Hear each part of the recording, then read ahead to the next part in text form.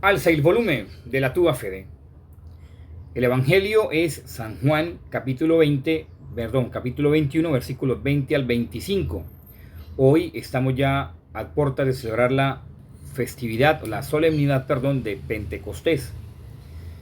Magno evento donde algunos biblistas, algunos exégetas dicen que es el nacimiento de la iglesia, es el surgimiento de la iglesia. Gracias a la acción permanente del Santo y Divino Espíritu, el prometido por Cristo, el amor entre el Padre y el Hijo. Bueno, este Evangelio nos da unas indicaciones importantísimas y sobre todo desde la parte dogmática algo inusual, algo extraordinario, algo supremamente grande que supera nuestro intelecto. Dice de esta forma el versículo 21 con que vamos a observar el día de hoy el texto del Evangelio. Así es que al verlo Pedro dijo a Jesús: Señor, ¿y este qué? Palabra del Señor, gloria a ti, Señor Jesús. Como dice el texto de San Juan, se refería precisamente a aquel que se ha recostado sobre la última cena en el pecho de Jesús. Como dice, se había reclinado en su pecho. Y había dicho: Señor, ¿quién es el que va a entregar? Bueno, bien sabemos que San Juan lo escribe de esa forma, como para no darse importancia, como para mantener su humildad, y que el verdaderamente importante es nuestro Señor Jesucristo, para él no nombrarse, para él no hacerse una nominación especial. Bueno, teniendo esto claro, hay que pasar por la acción del magisterio, de la tradición de la iglesia, para poder llegar a entender este Evangelio. No es que no se pueda llegar a vislumbrar, sí, lo que pasa es que los padres de la iglesia, los doctores de la iglesia, han manifestado su acuerdo desde antiguo, desde el siglo I, desde cuando se escribió prácticamente el Evangelio de San Juan, que lo escribe San Juan precisamente de puño y letra, y que él da ciertas coordenadas con respecto a lo que él ha escuchado de la enseñanza de Jesús, porque quién más que él ha sido el testigo verídico en cuanto a las mismas enseñanzas expuestas por nuestro Señor Jesucristo, que las aprendió de su Padre, del Padre de todos, del Padre eterno. Bueno, ya teniendo esto claro, tenemos que pasar por, en cuanto a lo que se llama en teología dogmática, la gracia, no teología espiritual, ojo, la gracia en teología dogmática. Es distinto la gracia en teología espiritual que la gracia en teología dogmática. Bueno, la gracia en teología espiritual es el camino que tiene que llevar cualquier creyente en vía en cuanto a la unión perfecta con Cristo, mientras que la gracia desde la teología dogmática es las sentencias que la iglesia ha dicho y ha expresado con respecto a que cómo se tiene que vivir en la gracia y cuáles son las gracias específicamente expuestas por la iglesia. Bueno, vamos a simplemente hacer un barrido en cuanto a lo que es la gracia creada, gracia de Dios, en cuanto también la gracia de Cristo, gracia externa, gracia interna, gracias gratis dadas, cuanto que llama gratium faciem. Pero nos vamos a quedar en la famosa gracias habitualis o santificans, lo que llama gracias actualis en cuanto a la gracia santificante, que son dos movimientos: la gracia actualis, que se divide en cuanto a la gracia de entendimiento, que actúa según la potencia del alma en cuanto que afecte, y la gracia de voluntad, o según el afecto en cuanto a la gracia de iluminación, que se llama gracia iluminaciones, y la gracia de emoción, que llama gracia inspiraciones. Así seguidamente se habla también de su relación con el libre ejercicio de la voluntad humana en cuanto a esa gracia que antecede, lo que llama gracia preeminens, antecedent excitans vocans u operans, con términos latinos que son dogmáticos, en cuanto a la libre decisión de la voluntad, y gracia subsiguiente y concomitante, es decir, la gracia subsequens, adjuvans, concomitans o cooperans al ejercicio de la libre voluntad. Y al mismo tiempo que en su efecto, en gracia santificante, es lo que llama gracia sufficiens, y la gracia eficaz, gracia efficax, que la primera tiene la primera tiene como tal la facultad de poner un acto saludable, y en cuanto a que la segunda lleva realmente a ponerlo. Bueno, hasta ahí nos quedamos, como para no hacernos dificultoso el texto del día de hoy. Simplemente estamos exponiendo a la luz del magisterio con respecto al texto del Evangelio del día de hoy. ¿Qué sí me interesa dejar un poco más claro? Las herejías, lo que llama, hoy estamos viviendo precisamente un neopelagianismo, que es lo que se conoce como el moderno racionalismo, que niega todo lo sobrenatural, que niega supuestamente que Adán y Eva existió, que niega supuestamente que Abraham existió, mejor dicho, un cúmulo de cosas, que son capaces de negar esas bases teológicas que aún nuestros hermanos primogénitos, que son los judíos, primogénitos en la fe, son los judíos, mantienen en su cotidiano quehacer en cuanto a su desenvolvimiento y desarrollo de su fe. Y que precisamente nosotros, como decía su santidad Juan Pablo II en un bello discurso, decía que nuestros hermanos primogénitos son los judíos, esos son nuestros hermanos. Ellos son los que tuvieron primero la alianza con Yahvé. Bueno, seguidamente pues nosotros cuando Cristo renueva todas las cosas. Ahora, si me quedo ahí porque precisamente son aquellos, el moderno racionalismo es el que atenta contra la gracia en cuanto a exponer lo sobrenatural y simplemente dejarlo como algo peyorativo, algo simplemente sin importancia, sin razón de ser, supuestamente en detrimento por la negación en cuanto a que todo lo sobrenatural y inclusive en contra del pecado original se sitúa en un punto de vista que parte precisamente del pelagianismo, y por eso se llama el neopelagianismo. Bueno, que lo que me importa de esto es que así como atentan contra la fe del creyente, también atentan precisamente con la consecución de la gracia, para que entonces nosotros, afectados por la gracia de Dios, podamos hacer su voluntad. Y si a usted le dicen que ni Adán ni Eva existió, que ni Abraham existió, que supuestamente que fue un cuento, que se echaron, que los 40 años por el desierto simplemente fueron un paso por un río, cosas así como cosas muy que no tienen trascendencia, cosas muy superfluas, pues acaban con su fe y acaban con la verdad que la iglesia ha mantenido y ha salvaguardado durante más de 20 siglos.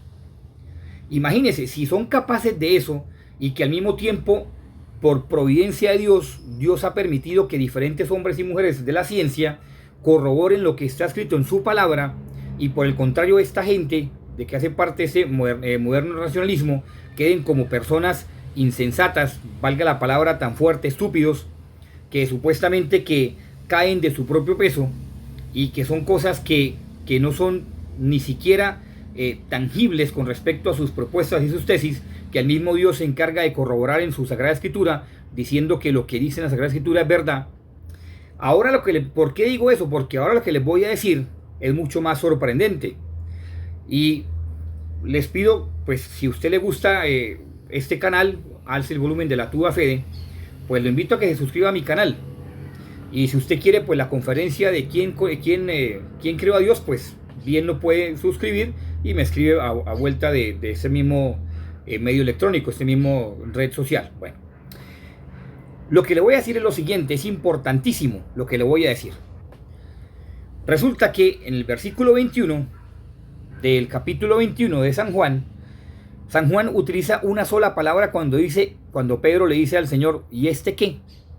¿Y este qué, Señor? Dice, vuelvo y lo repito, el versículo 21. Así es que al verlo Pedro, dijo a Jesús, Señor, ¿y este qué? Se refería a San Juan. Vuelvo y digo, él no quería tener protagonismo, sino sencillamente que no pasar inadvertido, sino que simplemente tenía que copiar lo que ocurrió en ese momento. Bueno, y este qué, resulta que San Juan lo escribe Manneja en arameo.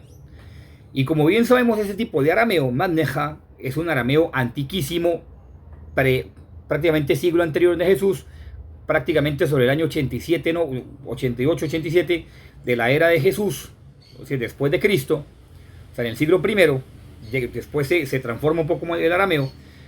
Manneja, en ese tiempo Jesús, en ese tipo de arameo, es lo que quiere decir algo reluciente, algo estable, algo brilloso, algo asombroso, algo maravilloso, que en realidad la palabra precisa dentro de la lengua española y ningún tipo de lengua se encuentra, porque ¿y este qué? Es Manneja. O sea, ¿este qué, Señor? Manneja no está diciendo este qué, simplemente está expresando que esa persona, ese personaje, por eso digo que Juan no quería resaltar lo que Dios había puesto en él, lo que Cristo había puesto en él, porque era el discípulo amado.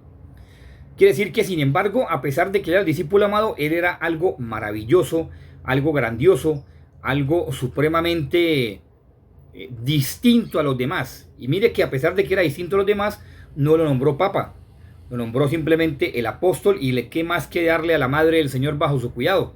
¿Le parece pescado? ¿Le parece poca cosa? Imagínense. Entonces, viendo sus características, maneja una persona maravillosa, me he dicho, reluciente, magnánima, ¿qué más puedo yo decir? Algo grandioso, una persona supremamente grandiosa en cuanto a la acción, valga la redundancia, la gracia. Pues resulta que ese maneja quiere decir que esa persona que es maravillosa, maneja, esa persona siempre estará entre nosotros. ¿Sí? O sea, siempre estará entre nosotros. Ahora, ¿cuál es el problema o el inconveniente? Que hoy en día dicen, no, es que San Juan murió. Esto puede causar cierto estupor en diferentes grupos, pero es necesario que se escuche. Muchos dicen, no, es que San Juan murió y su tumba está en tal parte. No, muéstreme los huesos de San Juan en todo el universo, en todo el mundo. Muéstreme un sitio que diga, aquí están los restos de San Juan, apóstol, perdón, evangelista, bueno, sí, apóstol. No los encuentra. O sea, además de que es maravilloso, grandioso, majestuoso, quiere decir también que siempre estará entre nosotros. ¿Hasta cuándo? Hasta cuando Cristo venga. Entonces eso, como dice San Ignacio de Antioquía, ni siquiera San Ignacio de Antioquía se atrevió a decir que Juan había muerto y por eso San Juan tuvo que ser desterrado a la isla de Patmos, porque los mismos discípulos de San Juan vieron cómo él, al entrar a la hoguera, precisamente por suplicio, por llevar el nombre de Jesús, por su martirio, salió más joven. Entonces, ahí atestigua el maneja, o sea, algo maravilloso, grandioso que hay en ese hombre. Ahora, ¿cuál fue el error de los copistas? Porque esto sí no lo escribió San Juan. ¿Cuál fue el error de los copistas? Que el versículo 23 está alterado en griego, y si usted lo mira, el original en griego, no es el griego que utiliza San Juan, ojo, es el griego de los copistas sobre la península de Anatolia que escriben este fragmento. Dice, de ahí que se divulgara entre los discípulos este rumor, ese discípulo no muere. Hasta ahí está bien, listo, porque eso lo escribe San Juan. Pero ¿qué escriben los copistas? Lo que sigue a continuación. Pero Jesús no le dijo, no muere, sino si quiero que éste se quede mientras vuelvo, ¿a ti qué? ¿Sí me hago entender? O sea, mientras vuelvo, lo apropiaron los copistas precisamente, ¿por qué? Para poder definir claramente lo que había dicho nuestro Señor Jesucristo con respecto a lo magnánimo que era Juan. Si usted se da cuenta del texto, la grandeza del texto, la textura, lo bello que es ese texto, pues va a entrar a la diferencia. Y que, vuelvo y digo, los copistas, San Juan lo escribe perfectamente en griego, este fragmento, el fragmento que acabé de leer, si quiero que este se quede mientras vuelvo, ¿a ti qué? Y por eso tocaba el tema de las herejías, porque el moderno racionalismo dice que la venida del Señor era precisamente después de su resurrección. No, Cristo no está hablando de esa venida en cuanto a que se vuelve a ir con Juan, en cuanto a que Él se quede hasta que Él regrese, es decir, resucitado. No, está hablando de su segunda venida. Que la segunda venida de Cristo estamos todos a puertas después de que Él resucita, es decir, la época del Espíritu Santo que estamos viviendo, ahí estamos en los últimos tiempos. A partir de que Cristo resucita estamos en los últimos tiempos. ¿Cuándo será la venida del Señor? No sabemos, pero solamente sabemos que Cristo lo atestigua y que los copistas, vuelvo y digo, en algunos textos, porque el texto original no dice de esa forma. El texto original dice que Cristo, que Él va a estar hasta que Él vuelva, de forma que ¿eso qué? ¿Eso qué? Por tanto, dice alguna frase, dice que no es que no vaya a morir, Él tiene que morir, pero va a esperar hasta que Cristo regrese. De forma que si niegan, si vuelvo y digo, si estos modernistas que hacen parte del neopelagianismo, si niegan la existencia de Adán y Eva, si niegan la existencia de Abraham, si niegan el paso del Mar Rojo, si niegan un cúmulo de cosas, que por gracia de Dios los investigadores de la ciencia han encontrado que lo que la palabra de Dios dice es veraz y es eficaz. Ahora, con más razón podemos estar seguros de que lo que San Juan escribe en su evangelio es lo que Cristo le dijo y lo que Cristo expresó en frente de San Pedro y sus discípulos. De forma que, tener en cuenta, él maneja algo maravilloso, asombroso que tiene esa persona y que sencillamente va a estar entre nosotros hasta que Él regrese. Bueno, ahora, ¿a qué es lo que yo voy con esto ya en la preparación de Pentecostés? Es que para Dios no hay nada imposible. para Dios no hay nada imposible. Ahora, ¿qué es lo que nosotros entonces tenemos que preguntarnos con respecto a este estudio del día de hoy, a esta reflexión del día de hoy, con respecto a este texto? ¿Y qué? Que es que nosotros tenemos la obligación, la obligatoriedad, prácticamente puede decirse así, de que en nosotros viva Cristo. Si usted se dice seguidor de Cristo, pues eso tiene la responsabilidad y la obligación de que usted viva Cristo. Es decir, que su vida sea también ese magneja, que Cristo se quede entre nosotros y nuestra vida sea resplandeciente, sea maravillosa, para que los demás vean que nosotros somos seguidores de Cristo. Porque muchos dicen seguir a Cristo, los protestantes dicen seguir a Cristo y lo niegan. Lo niegan. Muchos católicos dicen seguir a Cristo, obispos, sacerdotes, pero lo niegan con sus acciones, con sus malas enseñanzas. Inclusive un pecado contra el Espíritu Santo es enseñar lo que no es, porque está llevando muchas almas al infierno. Lo importante de esta reflexión del día de hoy, que quiero que quede claro, es que nuestra vida tiene que ser maravillosa, magnánima, esplendorosa, que muestre verdaderamente que somos de Cristo. Porque si no somos de Cristo, entonces estamos usurpando el mensaje de Jesús. Y estamos, pues, por el contrario, deteriorando las enseñanzas de Jesús. Que la Virgen Santísima nos acompañe siempre, nos cubra con su manto maternal de amor, ella en su dulzura, en su pureza, en su inmaculada concepción nos cubra con su manto y nos ayude, nos tome de su mano para alcanzar la gloria eterna, que seamos verdaderamente seguidores de Cristo, verdaderos, verdad que nuestra vida sea de seguimiento a Cristo profundamente. Que San José nos libre de la acción de Satanás, nos libre de la acción del maligno y nos ayude en este caminar para encontrar el camino que nos conduce hacia Dios. Y que nuestro ángel de la guarda le permitamos a Él que Él nos siga inspirando, nosotros siendo obedientes a sus emociones, a sus mociones, a su voz, a su palabra, que la escuchamos. Si usted se pone a orar y todo, escucha la voz de su ángel de la guarda, o por lo menos en su mente, las mociones para que siempre haga la voluntad de Dios, es decir, siempre haga lo que le agrada al Señor. Solamente les deseo un feliz día y una feliz vigilia de Pentecostés. Y que Dios los bendiga. Un feliz día para cada uno de ustedes. Que estén muy bien. Dios los acompañe.